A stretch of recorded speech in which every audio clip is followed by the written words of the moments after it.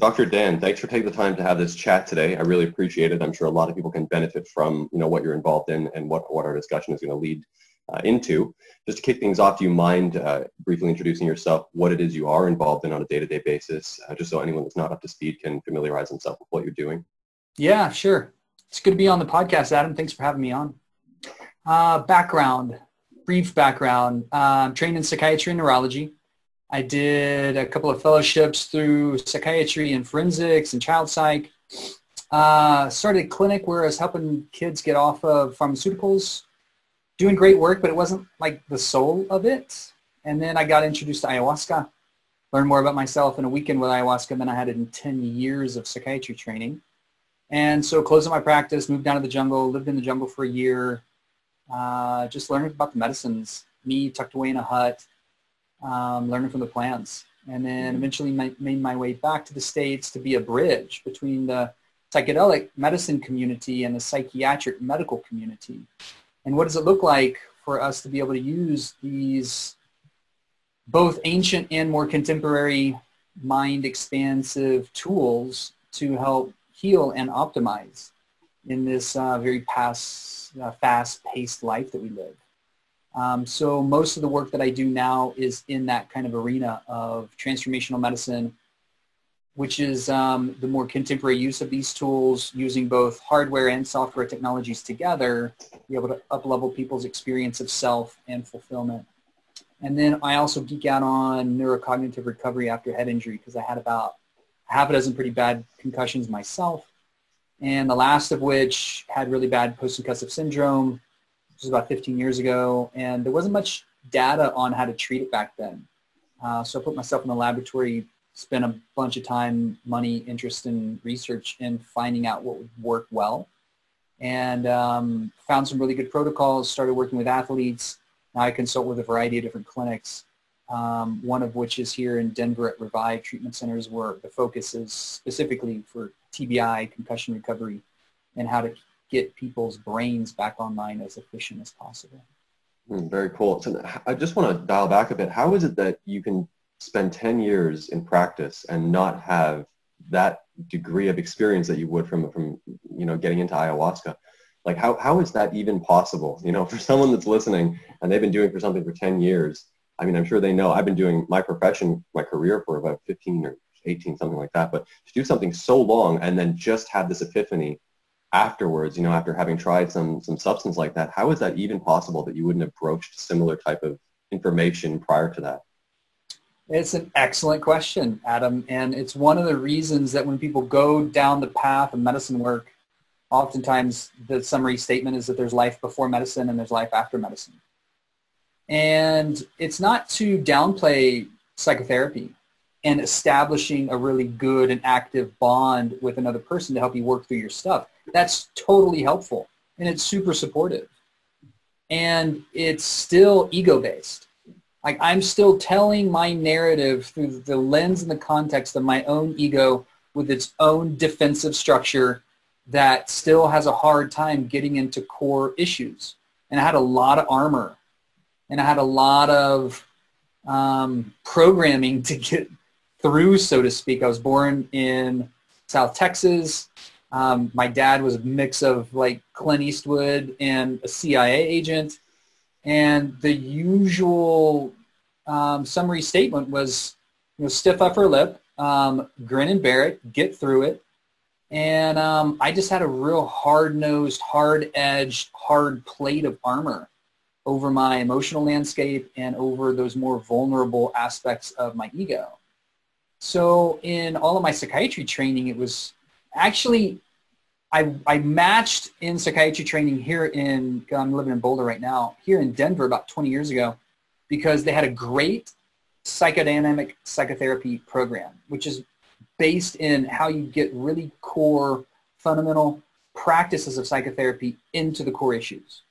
So that was one reason I matched here. And the other was because I could snowboard and rock climb and mountain bike and I get my game on all the time. And so unfortunately, halfway through my training, we switched from psychodynamic psychotherapy to all psychopharmacology.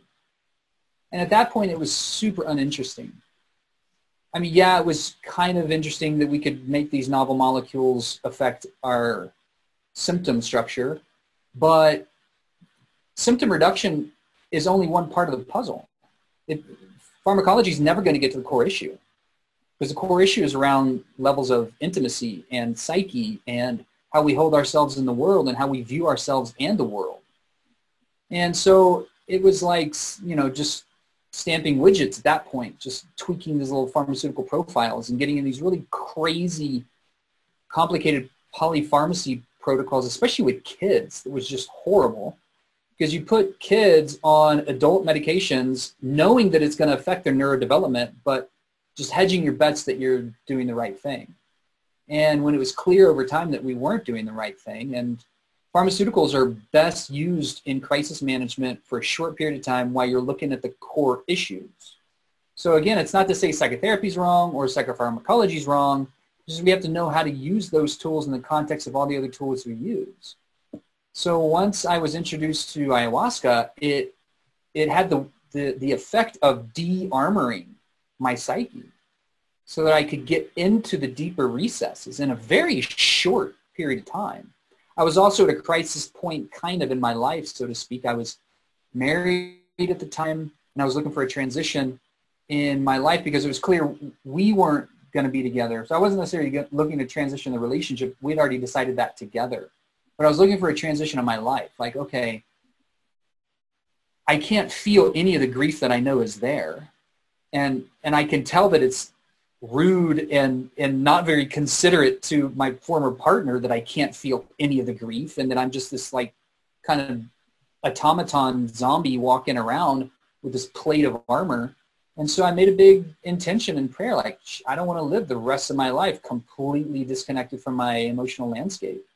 And sure enough, about a month later, I was introduced to ayahuasca. So I was already at this inflection point, and oftentimes that's when the medicines have their greatest opening for people, as is at a time when we're really calling in a big prayer, so to speak, or a big intention, or something that we'd really love desperately to experience in our life. Inspiration as well as desperation can be both motivations.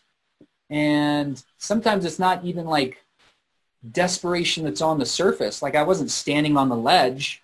I wasn't holding a gun. I wasn't like actively checking out. But it was clear that what was working in my life up to that point was not going to be what I wanted to experience for the next phase in my life moving forward. So it was the combination of the right time, the right medicine, the right set and setting, which you'll hear about that a lot in the medicine circle, and just the perfect kind of opening that I was ready for at a particularly deep aspect of myself. And I tend to have a bit of an adventurous spirit. So once I was turned on to that possibility, and the fact that I've been in this arena for 10 years, I've learned a fair bit about it, and I just now experience this new tool that makes all of that look a bit like kindergarten. Holy shit. And so I closed up my clinic and gradually made my way down to the jungle and learned so much about transpersonal states and transformational medicine and the right use of these tools, particularly at this exciting time in human history, because I see this evolution of medicine happening from allopathic medicine, kind of Western reductionistic, to functional medicine, which is better because we're looking at core issues physiologically, but it's still fairly reductionistic. And now we're moving into transformational medicine. So what does it look to actually codify these experiences into protocols with safe, trained providers at a registered clinic in an environment that's really built on helping people have transformational experiences so they can kind of quote unquote wake up, whatever that means to them.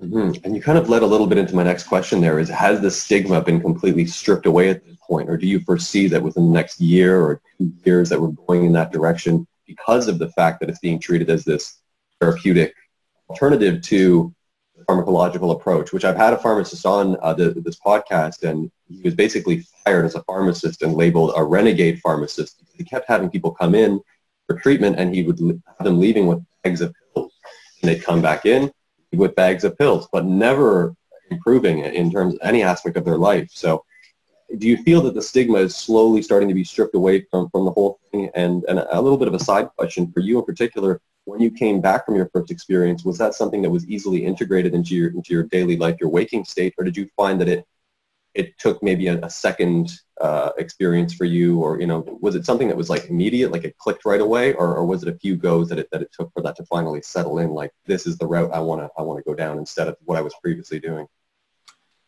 Yeah, both are great questions. I'll answer them in order. Do I think the stigma is relaxing around medicine work? Yes.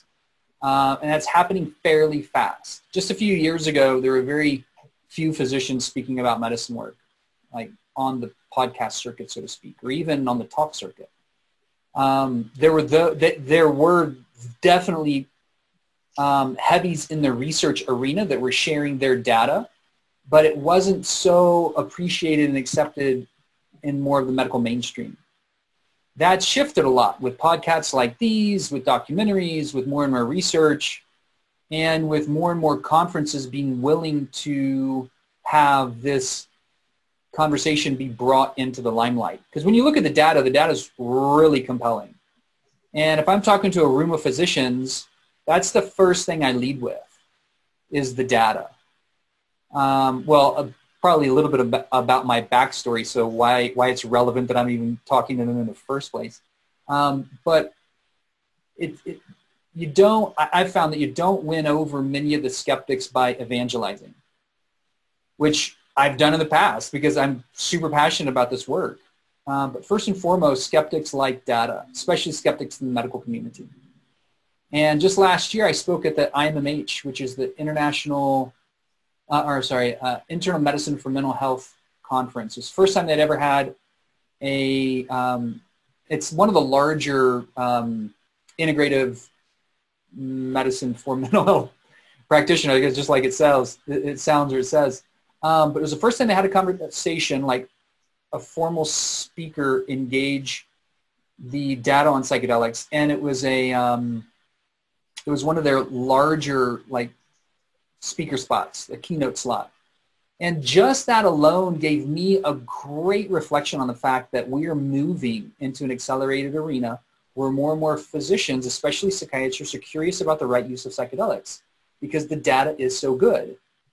If I'm talking to a room full of physicians and I ask them, what's the standard of care for chronic severe PTSD right now?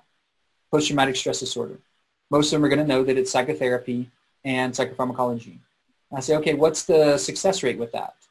And then a lot of people don't know the numbers, so we get down to the numbers, and it's pretty reflective of the data. The success rate's about 35 to 40% symptom reduction. And that's not cure, right? That just means, like, with that regimen, 35, 40% of people are going to get better using that in 6 to 12 months. Now, if you look at MDMA-supported psychotherapy, the success rate is 60 to 75%, kind of depends on the numbers.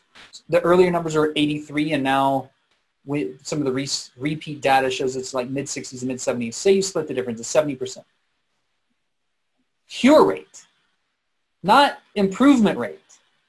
So you've just doubled the success rate, but now you've also moved the target client from not even just symptom improvement. They no longer meet the criteria for PTSD at all, which means the symptoms aren't even there, or they're not significantly negatively impacting their life. So that's just one example of one medicine in one context. It's revolutionary in the field right now. That's why MDMA-supported psychotherapy is becoming legal as we speak. It's happening slowly so the feds can get comfortable about its rollout, and to make sure that we're dotting all of our I's and crossing our T's therapeutically in the clinics, and we're doing it well. I get all of that. But this is a landmark time. We're taking an illegal substance in Schedule 1, not legal in any context. Schedule 1, by the way, means there's no known medical benefit, and it's highly addictive. And all or most of the psychedelic medicines are in that category right now. So we're moving that medicine, and psilocybin's going through the same process, others are, into a legal framework where now we can use them in the clinical arena for people with, and this is where it's going to get interesting, because the way cannabis was legalized therapeutically is you had to have a medical condition, right? But eventually it became available for people without medical conditions, i.e. recreational. And there are models that show the potential for ballot measures to get passed statewide, like Oregon's going for a ballot measure this year in 2020, statewide, to use psilocybin. And you don't have to have a medical condition. You can just opt in at your leisure to have an experience, and as long as you get cleared by a physical exam and a psychiatric exam to be ready, then you have a 3-session minimum. Session for preparation, session for the experience itself, and session for integration. For anybody that's over 21, and that seems like a pretty reasonable model, right? It's kind of a hybrid model. It's between a recreational and a medical model. And that's the best example I can give right now of a model that's in place right now going for ballot measure vote fairly soon in a way that seems pretty doable. Now then you get into like who's going to register the facility, where are they going to get their medicine, and like, you know, that's just bureaucratic red tape. And we can figure those details out. But just phenomenologically, axiomatically, like that is a landmark shift in the entire field of psychiatry, and therefore it will be in the entire field of medicine. So when we start to bring these kind of technologies into a system that is workable, and we've really identified the right people to use these medicines at the right time in their healing stage, and we're going to continue to see remarkable data. So for me, I wanted to have a first-person experience of how this medicine works. Where was it codified? How did it come into being? Why have I never heard of this medicine called ayahuasca? And this was 15 years ago. So that was why I moved down in the jungle and learned directly from the teachers and the plants. And my coming back to answer your second part of your question was really hard, because I'd lived there for a year, no running water, no electricity, no other gringos, just me and the plants. And I had a teacher who, anytime I asked him a question, he would just say, ask the plants, which is great. Yeah. And I was living at the pace of nature. And so to come back into like this society and this pace, it was a rocky road. I lived in a tent for a year outside of Sedona just to get like my feet back on the ground, so to speak. And then slowly came back in. And I know now as a result the value of integration as well as the value of preparation. Because I had the flexibility of not having a clinic. I wasn't married at the time. I didn't have kids. It was just me and like my dharma and the desire to learn. So there wasn't a huge blast zone. If I come back from an experience like change the landscape, you know, everybody's fired or everything's out, or you know, now you just like you wipe the slate clean, there can be a lot of people negatively impacted by that decision. So integration is super important for this kind of work. And this is also part of our due diligence as facilitators and educators and promoters of this work, is how do we onboard people with an educational process that puts them in the power position of their own experience, the captains of their own ship, but also recognizes that we don't pretend that this work is easy, and it's not meant to be easy. This is oftentimes shadow level work, getting in touch with the deeper aspects of our psyche and what makes us human, in order to learn from that and grow through that and to be more whole, awake humans, as Aubrey would say, fit for service, ready to do our work in the world. And if we're going to do our best work in the world, it's important for all of us to be online, not just the stuff that we show on Instagram and social media and all the sexy, you know, things that we're really proud of. But what does it mean to be a whole, full spectrum human at this really dynamic time in human history? And I haven't found another tool that's as effective, efficient, and safe for getting us turned on to who we are and what we're here to do than the right use of therapeutic psychedelics. Yeah, no, I completely agree with that as well. And I see two sides of it. Like I see a lot of people abusing psychedelics. Well, you know, I actually have a friend, I'll take a little anecdote story, but a friend of mine, he was working for Bloomberg Financial, a completely secure job. And I'm just living outside of the city of Toronto. So he was working in Toronto, 9 to 5 type of thing, but completely depressed with his day-to-day experience. And what he was doing was constantly going to these retreats and these psychedelic, I guess they're therapeutic type of retreats outside of the city of Toronto, but it seemed like he was never coming back and really integrating what he was what he was doing. He'd just constantly go away and come back. It's almost treating it like aspirin or Advil, like a medication, but not really going deep into the root cause of whatever, was bothering him. But funny enough, he just recently, I think about a month or two ago, quit his job and he moved to Mexico, bought property there, and now he's opening up like an ayahuasca type of retreat. So I see a lot of people doing what he was doing prior to obviously quitting his job and moving, but I see a lot of people going away to these different psychedelic type of, they're like little retreats outside of the city, and they're getting pretty popular now. But I see people going to those and then coming back and then just constantly going and coming back, almost just treating it like a lot of people would treat a vacation, where they go on vacation, they feel like rejuvenated, but then they come back into their life and they feel just depressed once they land. So I guess my question is how you feel someone can better integrate what they've taken or any downloads they would have received from those psychedelic experiences, but how can they take that back and carry it with them day to day, moment by moment, without feeling that need to go and get that, that rejuvenation or that fix every 2 weeks or 3 weeks or a month? Is there anything kind of practice that you have seen people employ that is like a meditation practice or anything that can help ground them or bring them into that state of resonance without needing to actually go do the psychedelics? Yeah, it's a great question, Adam, because you're highlighting the seduction of the medicine path, because most of the time it feels pretty good. Most of the medicines, yes, it can be deep and dark and shadowy, and particularly something like ayahuasca can cause a lot of purging. So it's not necessarily like, high on the bucket list. But when you get the channels open, usually it's pretty sweet after that, so to speak. The challenge, though, is that you're chasing the high. Yes, yeah. Right? Ram Dass talked about this when he met Maharaji. Ram Dass was turned on with Timothy Leary in LSD days, and those guys were at Harvard, and they were like, holy cow, look at this novel molecule, and no one knew what it was doing. So everybody was, well, not everybody, but there was a ton of people studying it. And he has this great description of chasing the high. I would get really high, and then I would come down, and then I would get really high, and I would keep coming down. I would get high and come down until I finally found somebody that never came down. And that was his teacher, Maharaji. And he also has this great story of giving Maharaji like 12 hits of acid, and the dude didn't even budge. Mm-hmm. He's like, that's awesome, and I'm already there. And so he knew that you could get to it using other methodologies. So he put medicines aside and picked up meditation. And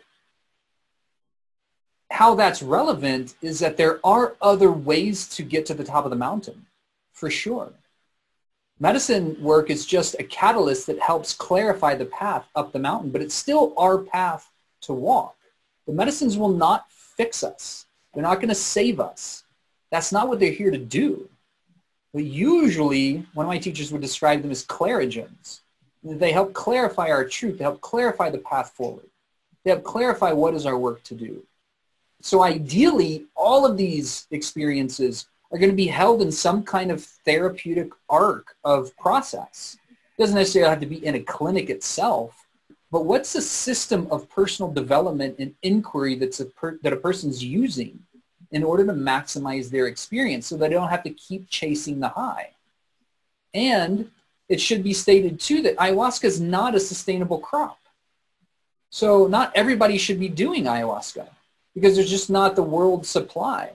And we, in a very privileged Western acquiring and capitalistic mindset, we tend to identify a resource and use it to extinction or at least significant challenge in its sustainable availability.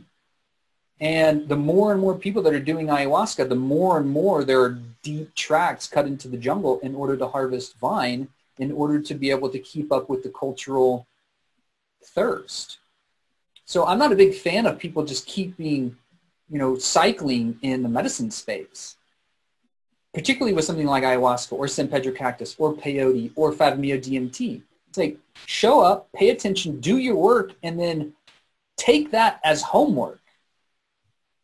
And that is essentially, and this is where it really helps to have some kind of accountability structure. So if we're looking at this work, different than just exploring consciousness, which is part of the primary, it's one of the primary human drives. if we're here to explore consciousness, then we can do it in a lot more sustainable ways. Psilocybin is very sustainable because mushrooms grow just about everywhere. LSD, MDMA, ketamine, those are sustainable because they're synthetics and you can harvest, you can derive them in the lab. But the more natural medicines that are slow growing have a necessary part of the sustainable conversation to be had. How is it growing? Where is it being harvested? Who's harvesting it? How is it impacting the communities where these medicines come from? Is there reciprocity to make sure that the communities are better off by sharing this precious resource with us and we're not just extracting it to their detriment? This is all a necessary part of the conversation. And this is where we get into the ethics and the right use of these kind of medicines.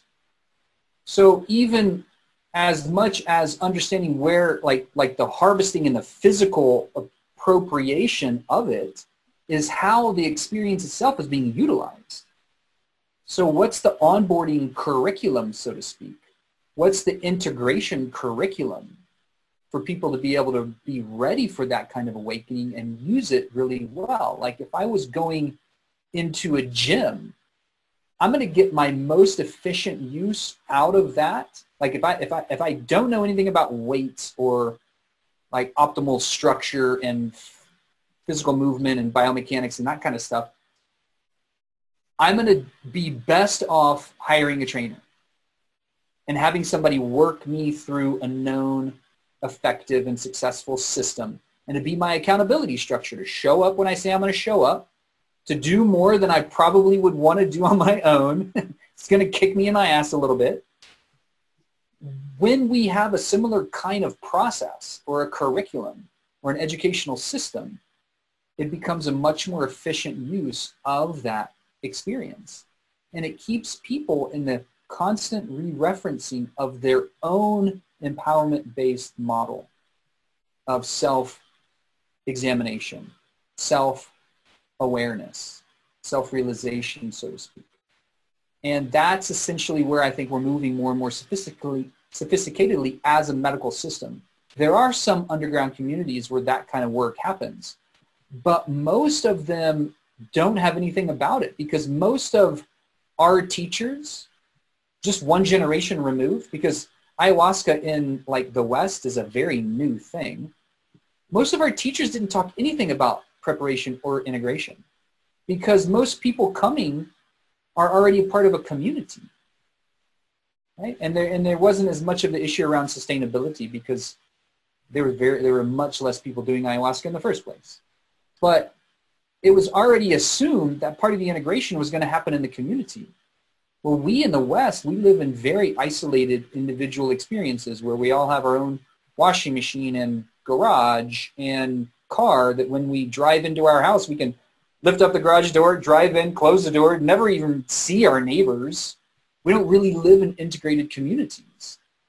And so it's a new model that we need to create using, yes, traditional technologies of awakening, but doing it in a more modern contemporary system that has the most mindfulness around issues of sustainability, but also the most impact to keep people in the remembering of being in their own power going through a medical process, because the way we approach medicine just by itself is very hierarchical.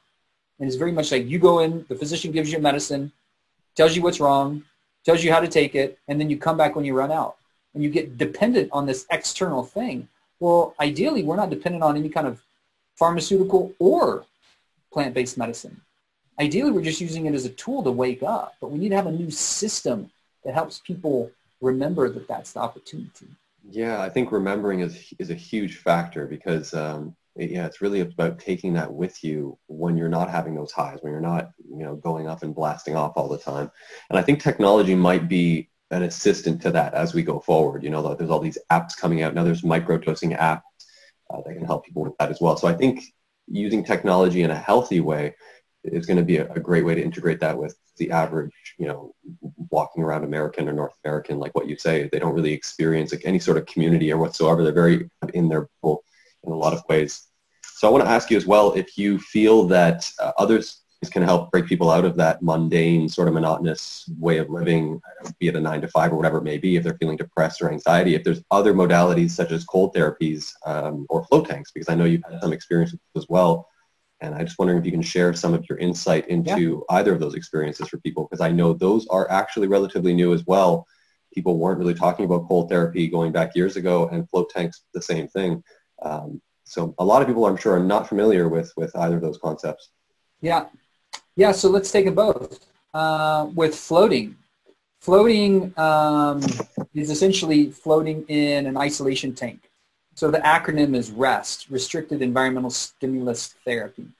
And it also quite aptly names what you're hopefully doing when you're floating, is you're resting.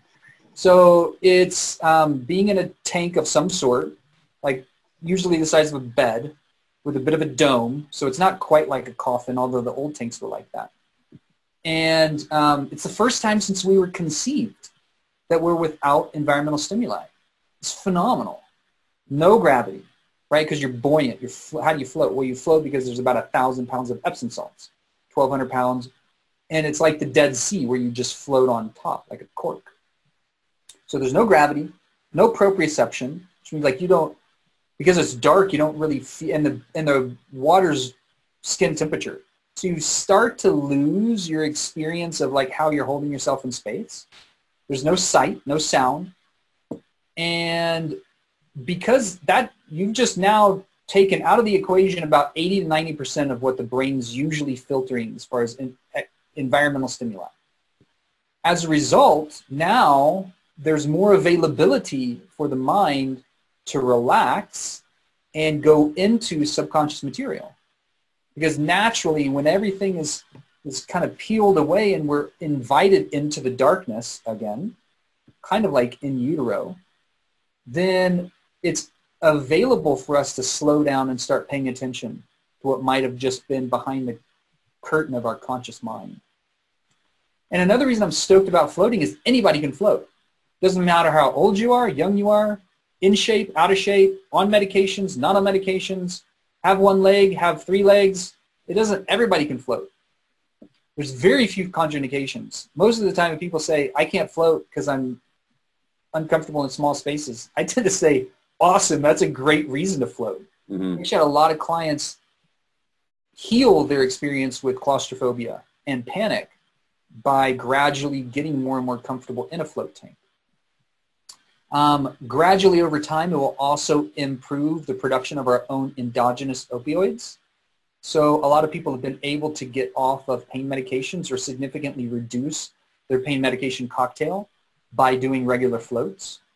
And it's really reorganizing and rehabilitative for our nervous system.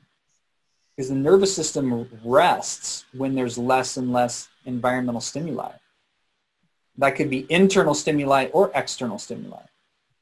And so I work with a lot of people with concussion and traumatic brain injury, and flotation is one of the things that everybody can do. And the more you float, the more rested your nervous system is. And we live in really fast-paced lives where our nervous system hasn't caught up to the speed of our technology. Like genetically, evolutionarily, we haven't caught up. That's why a lot of people are stressed. Insomnia is an epidemic. Anxiety is an epidemic.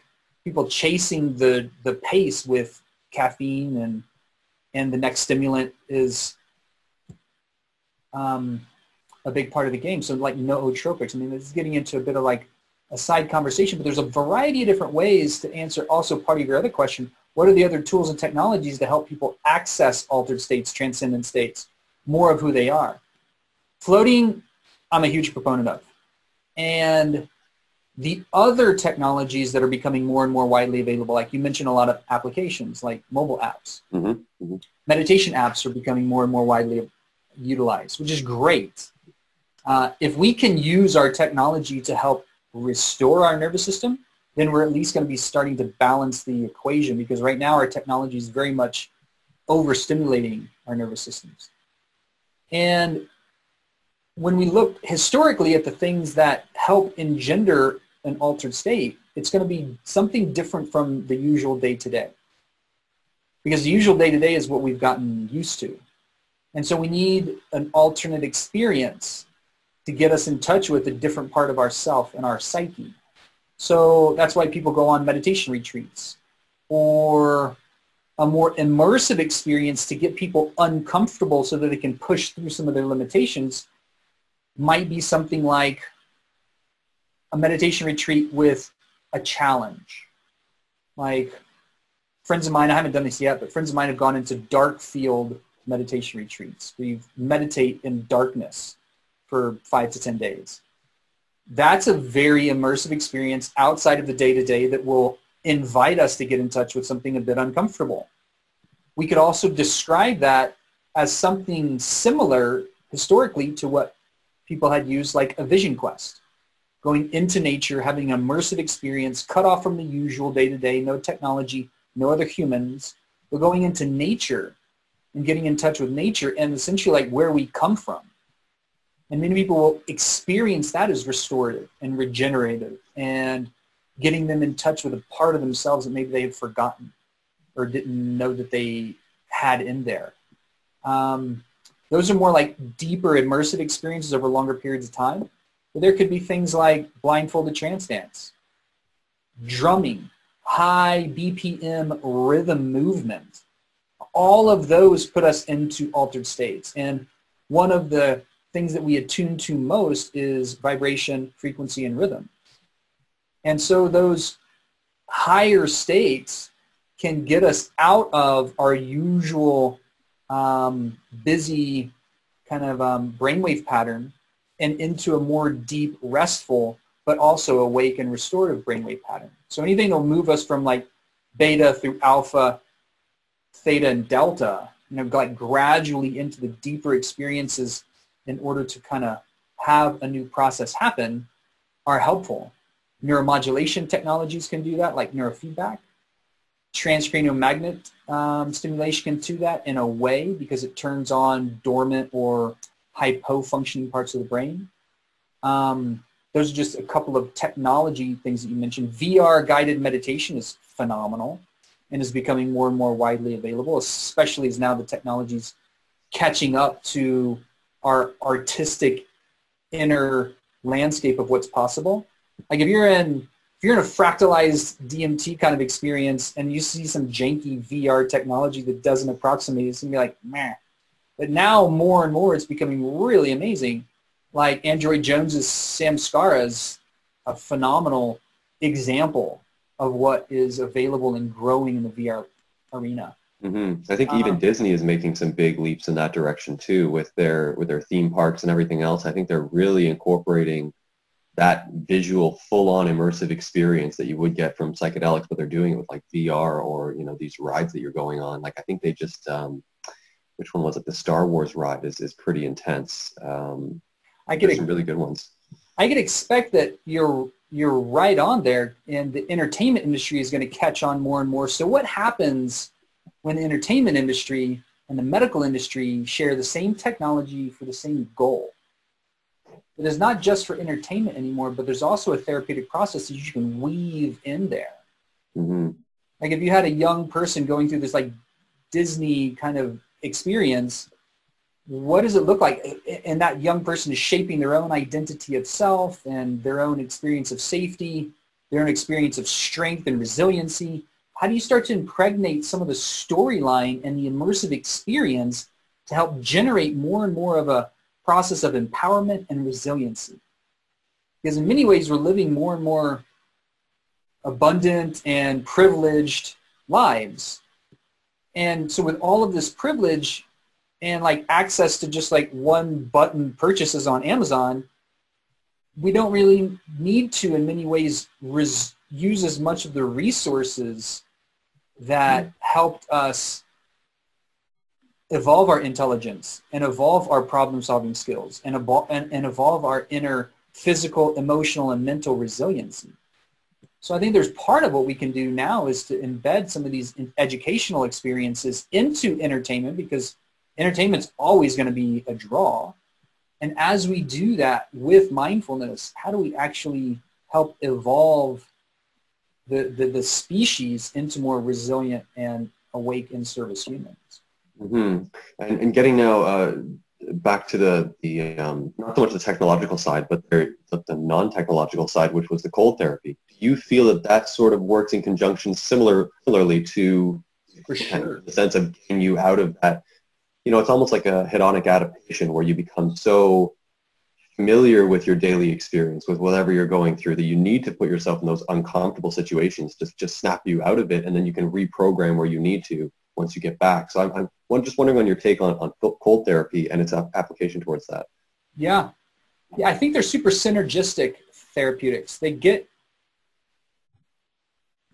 us online in a different way, but to support the same process, right? So if medicine work is about waking up like our psyche, then cold therapy is about waking up our physiology, because it's a hormetic process, or this like stress-induced process where your body thinks, if you're in cold environment for long enough, your body's freaking out and thinks it's going to die.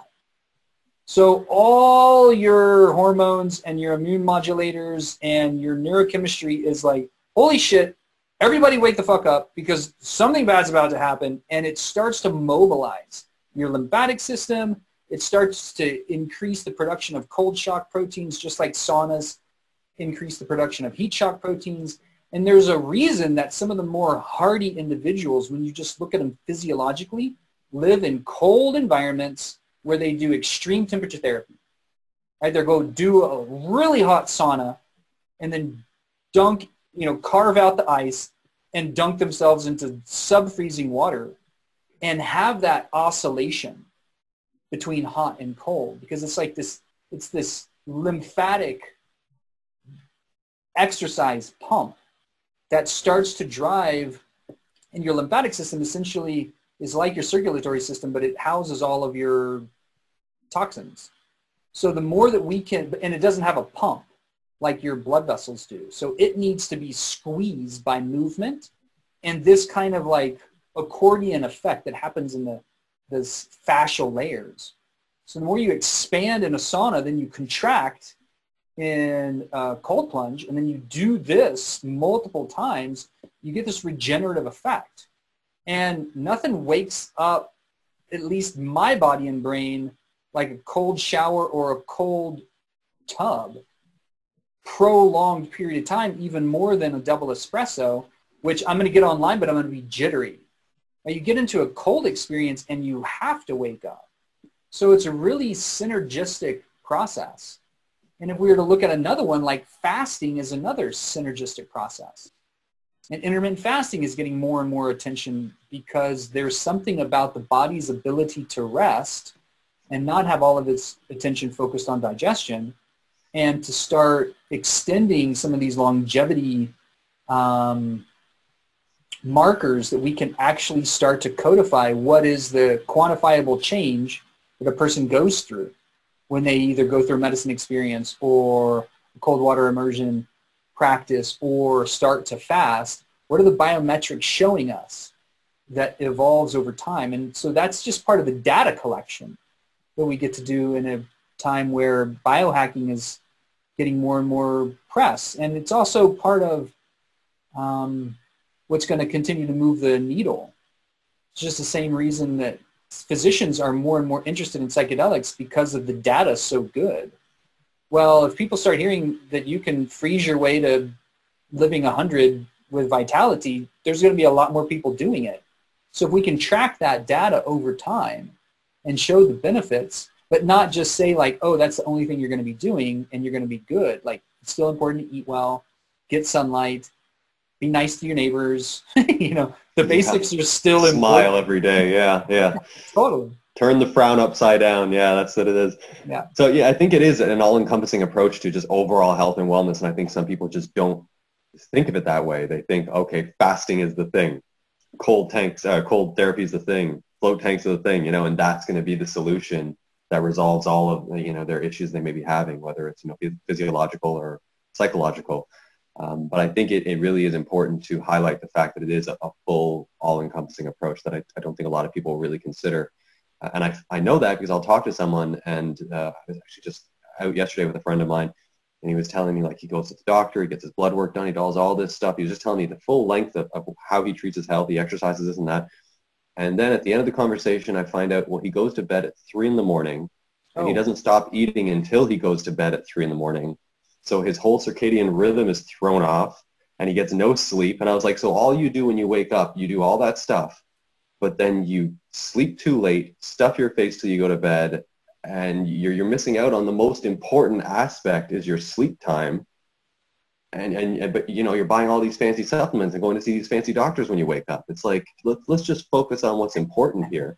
And I don't think a lot of people do that. So, you know, I just really wanted to highlight that, and hopefully anyone's listening. And all of his fancy physicians with all their fancy technologies, are they not asking him about his sleep cycle? It doesn't seem like it. And that's even more concerning. Yeah. For me, that's medical liability, or that's libelous practice. Yeah. You're not starting with the basics. You have to start with the basics. And we can't just optimize a quick fix. Like, oh, I'm going to start taking fish oil, so that's going to make my brain healthy, but I'm still drinking a fifth of vodka, you know, twice a week. Yeah. Yeah. It really comes to the foundational practices are always important. And then we get to build from there. And ideally, we build these kind of practices. Like cold water exposure is good for just about everybody. There's very few times, unless somebody has a real severe case of chronic anxiety, like generalized anxiety, their neurochemistry is always jacked. You put them in a cold water environment, that's not going to be restful and rehabilitative, right? They would need more like soothing, deep tissue massage or flotation, right? So when we know like, oh, cold therapy is going to wake everything up, flotation is going to rest everything back down. Now we've got different technologies that synergize an optimized protocol.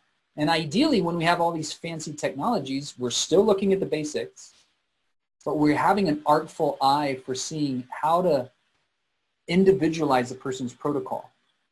Because biohack, I don't even like the term biohacking. It just means like we're trying to still hack at things. And we see what's happened to nature when you just hack at things.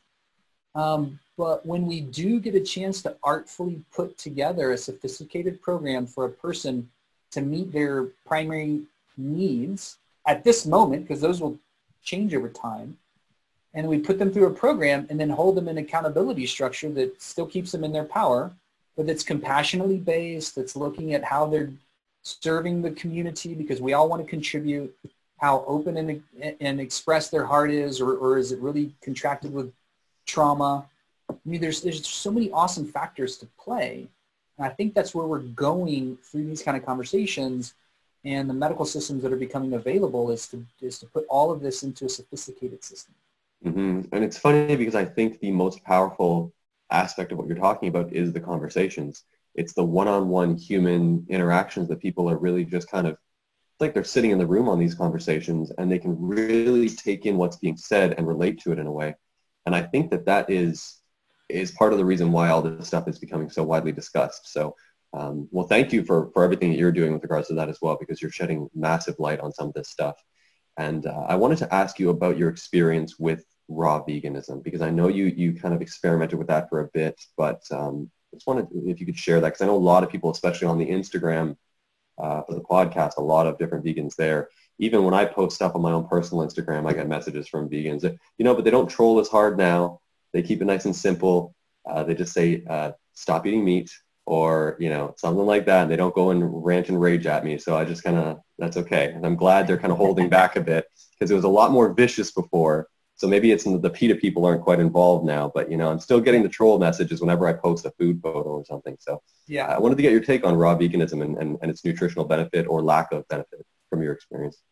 Yeah, I was raw vegan for 5 years and medically directed one of the top raw vegan detox centers in the country, the Tree of Life. And it's the Tree of Life and Hippocrates and we have a couple of others. Like, there's not a whole lot of them. But the people that run those programs tend to be really dedicated to it, and I can respect the investigation. And the reason I was raw vegan for 5 years is I wanted to see if I could really crack that code. And it made inherent sense. Let's eat close to nature in the way that's as least processed as possible, the cleanest food, organic, etc., in a way that's non-violent, in a way that's sustainable, And so I had all these values going in, and I spent a good amount of time really in the laboratory with my body, with my brain, trying to figure out the best way forward. And at the end of the day, and I saw a lot of people at our clinic, I guess if I was to put it into a summary statement, the raw vegan diet is an excellent cleansing diet. And it's a great orientation because most people need a lot more live foods that have fiber and are close to their geography in their diet. Like we tend to, what I mean by all of those is live food, like things that come close to source that still have a lot of their nutrient profile intact. That's organic and clean, so we understand where it came from, and it's not laced with a lot of herbicides and pesticides, because those are anti-health. And that it's also geographically mindful, because most of us get really connected to a particular isolated food profile, much of which might come from halfway across the world. And I might be trying to eat a diet that's not in season. Like if you're outside of Toronto, it's important to know that in the wintertime, you're not going to get as much sunlight. It's going to be really cold, probably fairly damp. So to use a dampening diet, which a raw vegan diet is a dampening diet, in an area where those foods are grown above ground when it's warm, and it tends to be a cooling diet. So to eat a cooling, dampening diet, and I lived in Portland while I was trying to go raw vegan, which is not a good idea. Yeah. It just didn't work. My hormones tanked, I had no vitality, and I wasn't doing, the early stages of it, I wasn't doing it the most mindful. It's like I read a book on raw veganism. I tried to go over the course of a winter on just about spinach and walnuts, and it just was not the best approach. Yeah, so, yeah. Yes, there are ways to do it more mindful, but the summary statement is the raw vegan diet is a great cleansing diet. And for the vast majority of people, it's not an excellent maintenance diet. And that's for a variety of different reasons. And I will applaud people for giving it the just consideration and putting themselves in the laboratory. Like we're only going to know if we put ourselves in that experiment and see what happens. Try and do it mindfully. Try and do it rotationally. Try and do it in consideration with the seasons. Try and eat locally. Go to your farmers. Shop at farmers markets, that kind of thing. And then try as best with a raw vegan diet is use warming foods, probably more cooked, brothy kind of foods in the wintertime, above ground and root vegetables, cooked more. And now we're getting into the difference between raw vegan and cooked vegan. But if you're going vegan, then yes, more cooked root vegetables wintertime, above ground vegetables summertime. There are ways to do it really well. And that being said, I still worked at a clinic where a lot of people came in because of the chronic detriments of being on a raw vegan diet or just a vegan diet. So I think there are ways to do it better than just like shooting from the hip. There are some studies out there that are now showing their data to be a bit suspect. Even some of the more recent data, there was a documentary with a bunch of pro athletes who had gone vegan or vegetarian and being able to show their improvement over time. And it's based in individual physiology. So some people have the physiologic structure, and whether it's the ability to process micro and macronutrients the system needs. Like there was a noticeable shift the first time I had an egg after 5 years of veganism. It felt like my brain finally turned back on. Yeah. And I was so locked in the dogma. I wasn't necessarily one of those like really violent trollers on your Instagram handle. Yeah. But I was super in dogma. I gave away all my guns, all my fishing gear. I thought my dad was a heathen for eating meat. And I thought it was stupid that he was still watching football because now I was like super nonviolent. And I just needed to go through that process. I was studying Tibetan Buddhism, and my whole life was built on nonviolence. Mm-hmm. And I think that is really important. And it's also important to know what my body needs. And so when I brought meat back in and I started getting stronger, instead of spending $1,500 a month on supplements to try and regain my strength, I was able to do that with food. And now I try and be as mindful as I can on the meat that I source. I know, like, if I'm shopping for it, I know where it comes from because I made a relationship with that lady at the farmer's market. And I know how she curates and cultivates and raises her lamb. I just happen to have an affinity for lamb. Or deer, now that I've gotten back into hunting and I wanted to close that loop. If I'm going to eat meat, I'd rather know the full process of where it comes from. And I have a relationship with it. And not everybody's into hunting, and I can understand that too. That was just a value structure that for me, and right now it makes sense. I didn't want somebody else to like have to own the karma of ending that animal's life. And that when I shot it and put a knife in its heart, there was a transmission like, whoa, thank you for the life force that's brought you into being. And thank you now that your flesh can be a part of my flesh and help me to be as strong as I can to do the work that I'm here to do. And that was the eventual choice point for me going vegan. Because I tried to do it as every different way I could figure out to make it work. And I realized, you know, I'm just not as strong as I know I want to be in order to do the work that I'm here to do. And I can't be talking about anything, really, if I don't have vitality and I don't have, you know, power behind it. And I didn't feel like I was even in my power on the diet. Maybe I was doing something wrong. I'm always open to growth and evolution. So there may have been like some magical micronutrient that we find out in 10 years from now that makes veganism work for everybody. I'm totally open for that. But we use the science and the information that we have at the time. And I'm also a proponent to believe that we're always doing the best we know how to do at any given moment with the information and the tools that we have. So back then, I had a particular set of tools. Now I have a particular set of tools. I hope in the future those tools grow even more and I continue to evolve even more, because I think if we're no longer growing and evolving, then essentially we're just dying and decaying.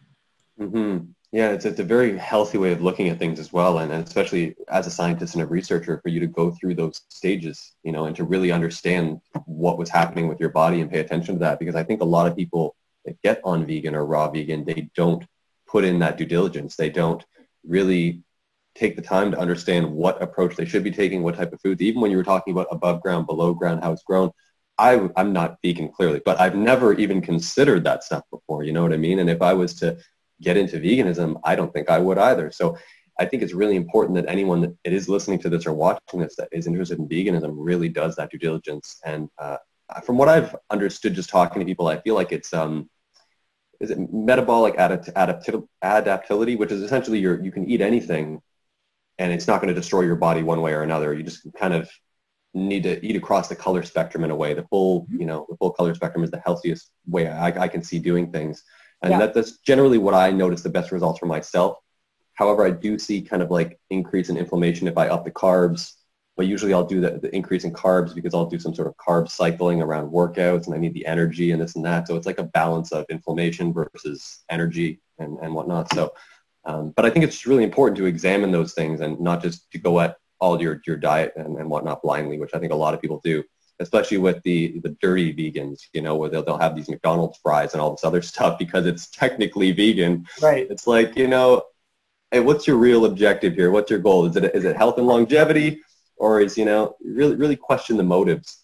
And it's funny you mentioned hunting because that's something I'm getting into now as well. So, I mean, I've just actually just recently sold my house outside of Toronto, and I'm now moving to a new house a little bit further out even, and I want to get involved in hunting as well, bow hunting, for this exact same reason that you've mentioned, because it's like I did go to the farmers markets, I did all that stuff, but I really want that connection. I really want to know and come to understand that, which I've never experienced before in my life. And when I even raise the idea or the notion to people of going to hunt, a lot of them, they're completely turned off by it. And I suppose I could understand why, but it does seem to be a little bit more sustainable and ethical from you know, what I can tell. So that's the direction I'm going anyways. And that last point that you're bringing up, I think is a really key one too. That when I first heard it, I was like, oh, that's just an excuse. But it's actually true that there are a large populations of deer because there are no natural predators now. Like we've chased away the coyotes or shot all the wolves, or, you know, we don't have as many of the big cats, and we are essentially the predators. So there's less and less of the natural predators, and there are huge areas in North America, in the world at large, where deer are overpopulated and actually do need to be thinned out, and that can be done sustainably versus like having to commission the government to just go out and cull 10,000 head because it's screwing up the agriculture. Like, well, we can actually build a sustainable relationship with our ecosystem, and ultimately at the end of the day, that seems like the most advantageous way for all of us. Not just now, but even the generations to come. Like, what does it look like if we start to build a more mindful, sustainable connection with our ecosystem? Mm-hmm. Mm-hmm. Yeah, I'm really excited to see that, and I think just tying back in with the psychedelics, I think that is leading in that direction, because I think some of that, what people are downloading when on these highs or trips, whatever it may be, is that they need to come back and be a little bit more connected with the earth, and just carry that with them, and share that with others as well, and let them know. So I did want to kind of close with a couple questions regarding concussion, because I know you have a lot of experience in that. And I actually, have you seen the movie with Will Smith? It was like the football concussion movie where... I read the book, but funny enough, I actually never seen the movie. Okay, yeah. I didn't read the book, but I saw the movie. But it seems like concussion recovery in general is, for some reason, new or becoming more popular. And I don't know why, because concussions have been happening since we were cave people. So, I mean, the fact that it's just coming to light now, and I want to ask you, this might be a little controversial, but do you find that there has been, and it somewhat ties in with that movie, that's why I mentioned it, but do you find that there's been a suppression of this information, and that now it's starting to come to light more and be researched more and talked about, and really, like, therapies are starting to open up to help people with these issues? Because especially if you read the book or watched that movie, you know that a lot of these football players or martial artists, I mean, I grew up doing martial arts, like I kicked in the head enough times to know that when that happens, it's definitely not good, but you're kind of carrying that with you, and I don't think people think about it, but you get kicked in the head when you're 16 years old. That doesn't necessarily go away when you're 80 years old. That's that you might have, or a mental disorder. So I suppose the question is, do you feel that it's been suppressed in any way, and it's now coming to light more so? Yeah. Yeah, I think there's some good evidence to suggest that there has been a suppression. And I haven't seen enough evidence in my own personal practice, like outside agencies trying to suppress what we're doing. But I've read enough secondary accounts that make me curious about whether there's suppression and why. And we could understand that if there is suppression, particularly from the professional sports associations, why that would be, because they would be found to be libelous or responsible, especially if they're withholding the data. And in that book, there's a huge suggestion that there's been a suppression, particularly from the NFL. So I won't necessarily say on either side, but I'll just answer the question more directly. Do I think there's more and more appreciation for what's happening now in the field? For sure. Is that relatively new? For sure. Like just 15 years ago, after my last head injury, I was actually studying neurology at the time. I got turned upside down in a snowboard park, put an 8-inch crack in the back of my helmet, and started having really bad PCS, post-concussive syndrome. And I asked all my training physicians, all the guys that are like leaders in the industry, what to do about it. So I told them my history, told them what happened, told them my symptoms, and they said, yeah, you have PCS. Sounds pretty bad. Go home, get some rest. We hope it gets better. Like, I've already been home. I've already been resting. It hasn't gotten any better. What else do you have? And they didn't have anything. Like the leaders in the industry didn't have anything. So I don't think it's only out, I don't know that it's only out of an active will to suppress the information, because concussions do happen. I think it's a bit of a separate conversation. Like concussions happen in combat sports, for sure. That's why they're called combat sports. That's why all the combat sports, at the end of the day, sometimes the even end goal is to give the opponent a TBI, right? Especially if you're in martial arts. You give a guy a TBI, you just won, right? Where you just sack the quarterback has a TBI, now you have a much better chance of winning, right? So the sports industry is kind of based on that. But if we just look at the medical industry, neurology has not had a whole lot of awesome therapeutics. Neurology is a field, and allopathic medicine has had great diagnostics and shitty therapeutics historically. And that is accelerating tremendously in this last decade. So you're seeing things that previously were not treatable. Like in our center, we see people with diffuse axonal injury, which is usually a quote-unquote death sentence. I don't necessarily like to use that term, but it's a very low chance of improvement. And we see people get better. We see people get out of wheelchairs, drop their canes over time. It's a slow process. And what are they doing? They're doing things like neuropeptides, stem cells, exosomes. And there wasn't a whole lot of stem cell work even being done like a decade ago. So all of those built on these core methodologies, good sleep, good diet, good exercise, good breath strategies of like how to regulate a person's nervous system, all of those built on functional neurotherapeutics. Like functional neurology is a very well-researched science, but it tends to be held, or has historically been held and trained by chiropractors. And chiropractors in our country don't get as much attention and respect as they should. Chiropractic medicine is a pretty phenomenal field. My first true mentor was a chiropractor. And there's a lot of different fields in chiropractic medicine. Some are more effective than others. In my experience, functional neurology is very effective as a therapeutic foundation for recovery. So I think the field's evolving, and it needs to.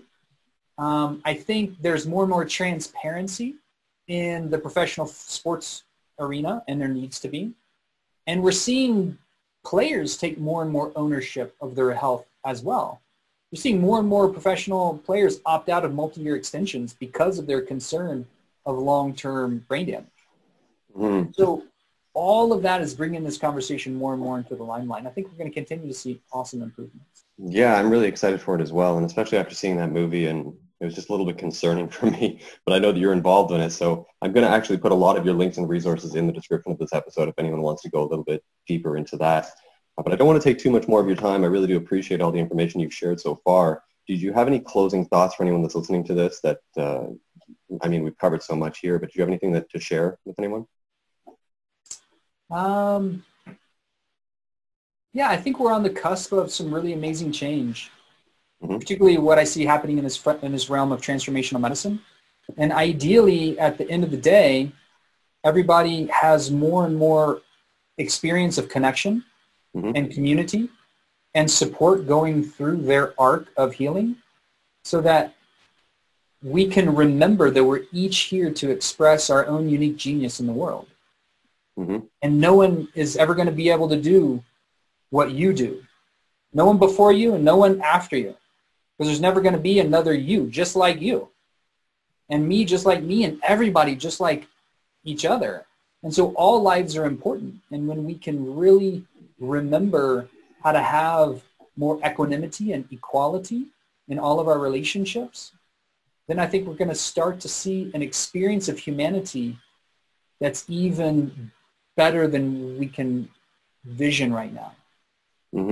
Yeah, I've had some actual psychedelic trips just like that, where I had this feeling of like a new earth being like layered over top of what we've come to know and experience up until this point. But this new earth, it wasn't necessarily different. It was, I don't know how to put it. It was like the same, but a little bit different, a little bit elevated. And I've spoken with actually Paul Selig. He's an author. Oh, yeah. He's a friend of Aubrey's as well. He was on maybe 2-3 weeks ago. He was on here, and we were talking a lot about elevating, I guess it would be the human race, to a higher octave, to just that next state of being. And I think we're really like rapidly getting there. I think it's happening. So I'm super excited for it. And I'm sure people such as yourself that are kind of like at the forefront with a lot of the research are as well. So thank you again for taking the time today and sharing, such wonderful information with people. And again, if anyone's watching or listening, have a look at Dr. Dan's links in the description. Have a look at his social media and stuff. What is your Instagram page, just for anyone that's listening right now? It's Dr. Dan Engle, DrDanEngle. Okay, Cool. So again, I'll include all that in the description below. And thank you again. Absolutely. Yeah, good to be we'll with talk you, again Gavin. soon. Yeah, keep doing what you're doing, man.